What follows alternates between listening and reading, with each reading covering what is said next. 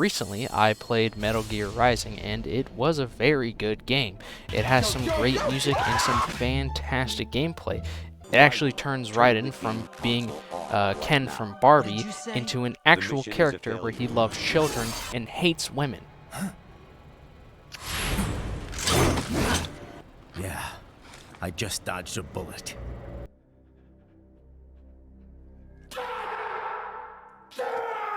But where this game is overall great, and I would recommend you all play it, there are a few issues, like a janky-ass blocking mechanic, and sometimes the camera doesn't exactly want to do what you say it should do. But other than that, the game is very well made. It is absolutely fantastic.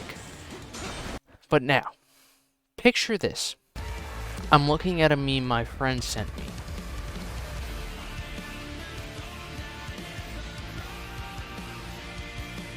And now, this song in the meme is an absolute banger. So I find it and I listen to it in full.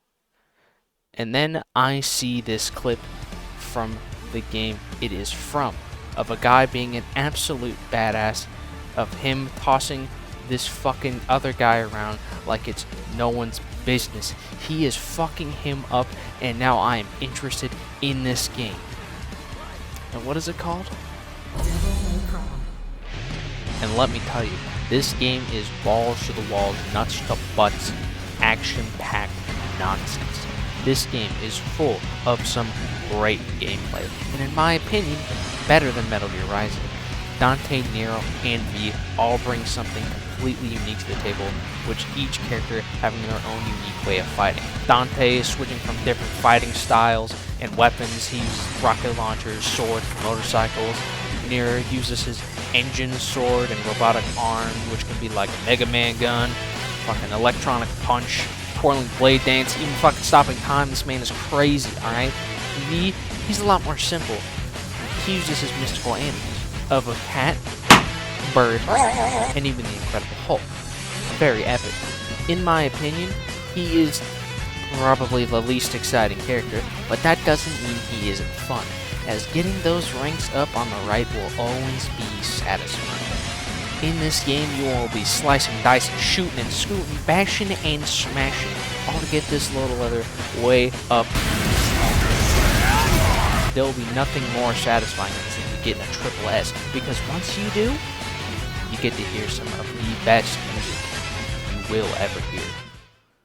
Maxell releases a higher performance tape.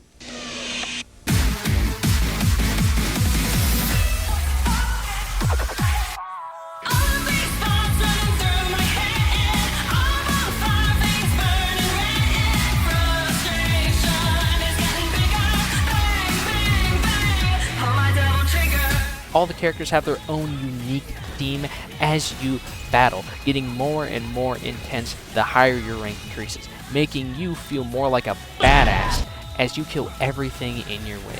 And with each song being an absolute banger, you can expect to be jamming out as you destroy anyone who dare opposes you.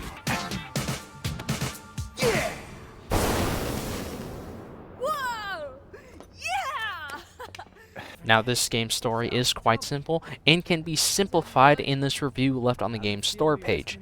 And I quote, Devil May Cry 5 is the game about Virgil hiring Virgil's brother and Virgil's son in order to work with Virgil to kill Virgil, so that Virgil can fuse with Virgil to become Virgil.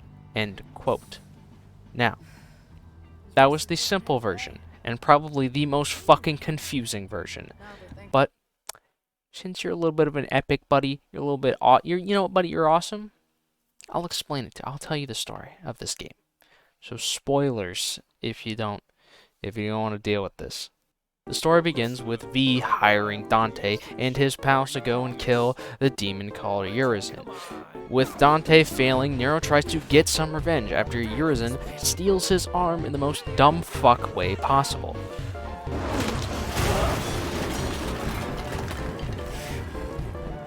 And turning it into an actual sword.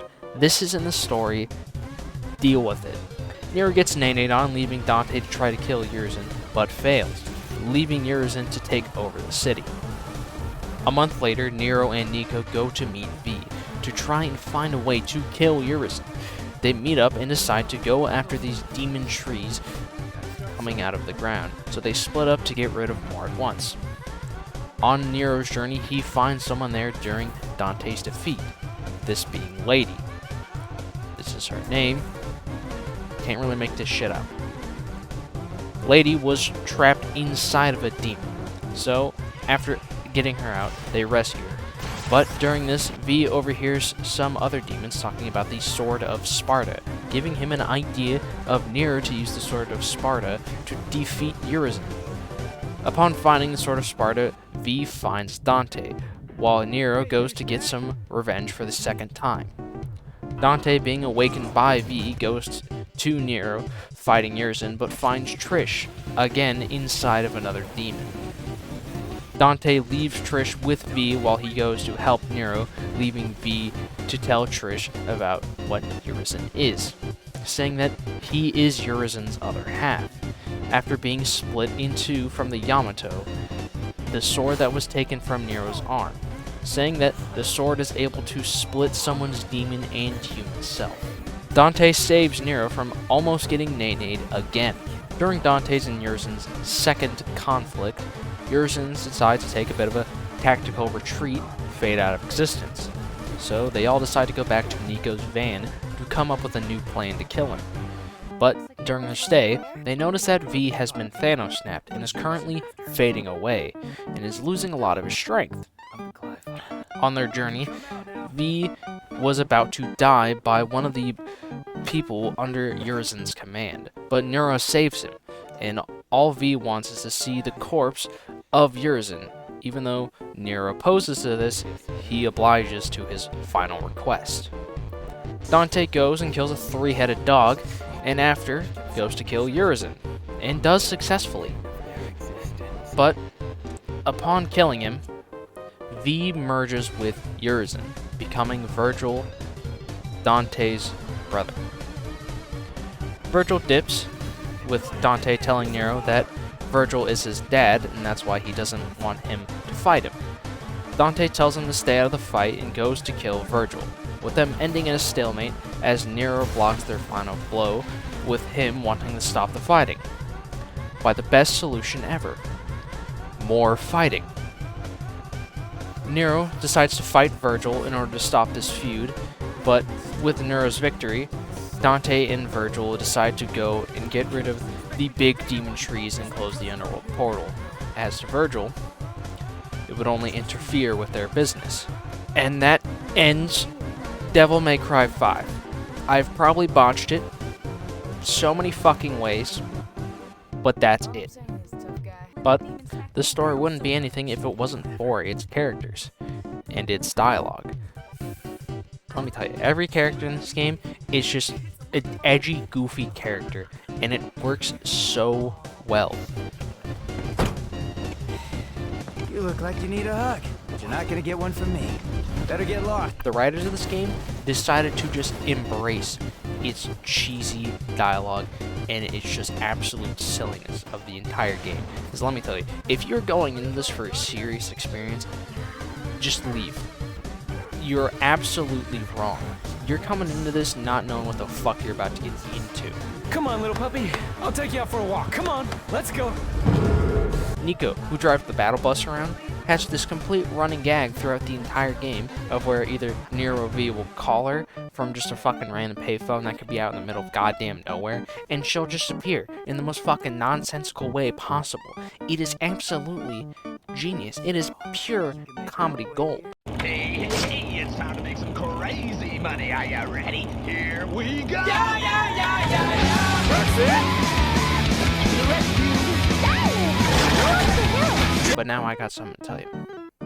There's even fucking funnier things in this game that surpasses anything that I have ever seen. And it is the live action cutscenes.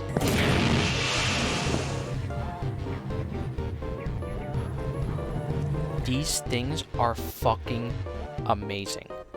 One of the few times where I've actually laughed at a game out loud that wasn't caused from silly glitches or bugs. Actual scripted jokes. It was fucking perfect. I haven't laughed like that since I have played a Yakuza game.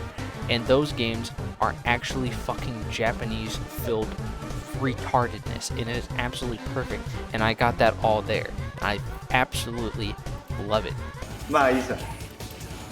ダンテには悪いが、俺がてめえをぶちのめす。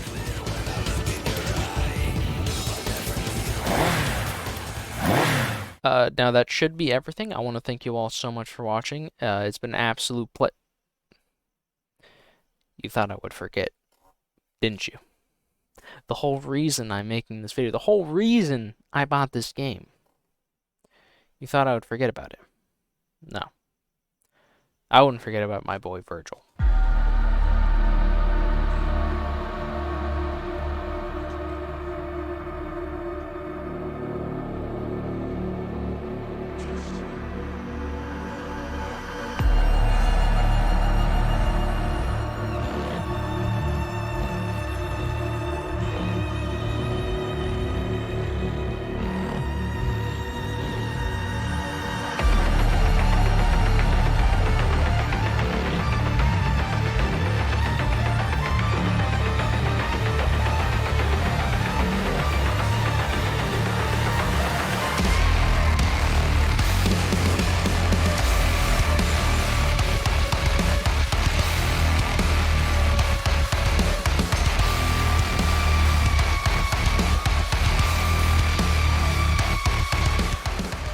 This man right here made an absolute great video talking about why Virgil is an epic gamer.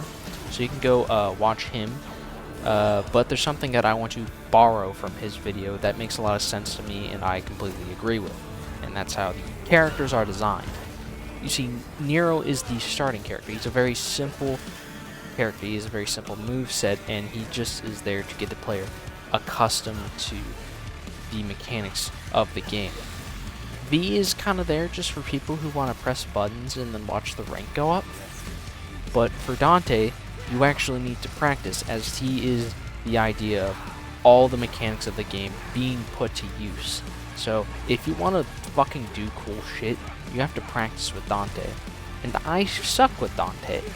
So you can watch other people and they can make Dante look like a cakewalk, and then you watch me and then I look like an absolute idiot.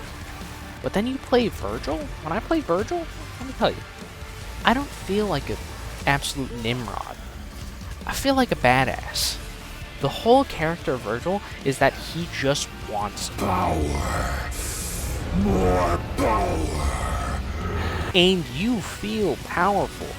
He is the fucking greatest. He has some of the best moves.